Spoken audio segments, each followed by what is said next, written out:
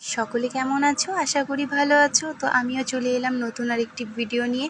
তো সকাল সকাল আমি এখানে স্নান করে রেডি হয়ে আমি চলে গেছিলাম পাশের বাড়িতে বেলপাতা নেওয়ার জন্য। আর আজকে হলো শ্রাবণ মাসের প্রথম সোমবার।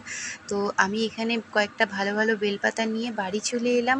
তারপরে এসেই সব কিছু রেডি করে নিচ্ছিলাম, ঘি মধু নিয়ে নিলাম থালায়। তারপরে চন্দনটা আমি বেটে নিলাম। তো চন্দন আমার বাটা কমপ্লিট। তো এখানে আমি থালার মধ্যে নিয়ে নিলাম। আরও একে একে যা যা লাগে সব কিছুই আমি রেডি করে নিলাম। তারপরে এখানে ঘরের শিবকে আগে পুজো দিয়ে আমরা বাইরে চলে গেলাম। বাইরে আমাদের শিবের মন্দির আছে, তো এখানে আমরা চলে এসেছি। আর দেখো মেয়েও বসে গেছে, আর মেয়ে আজ অনেক ছোট থেকেই ও পুজো করে আমার দেখে দেখে। তো যাই হোক, খুবই ভালো।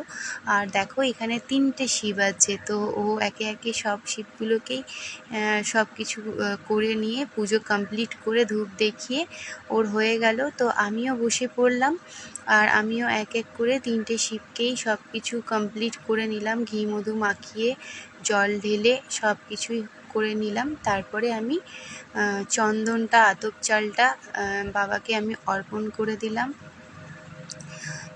তারপরে আস্তে আস্তে যা যা ছিল, ফুল, বেলপাতা, কলা, মিষ্টি সব কিছুই এক এক করে আমি বাবাকে অর্পণ করে দিলাম।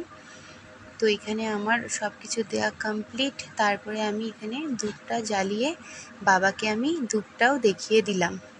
তো ধূপ দেখানো আমার এখানে কমপ্লিট করে আমি মন্ত্র জপ করে নিলাম। তো মন্ত্র জপও আমার হয়ে গেছে, আর আমরা বাড়ি চলে এলাম। তো বাড়ি এসে মেয়েকে খাইয়ে দিলাম একটু সুজি, তারপরে আমিও একটু খেয়ে নিলাম। তারপরে একটু আমি গোবিন্দভোগ চালের সেদ্ধ ভাত বসিয়েছিলাম, ওটা হয়ে গেছে, মেয়েকে এখানে দিয়ে দিলাম।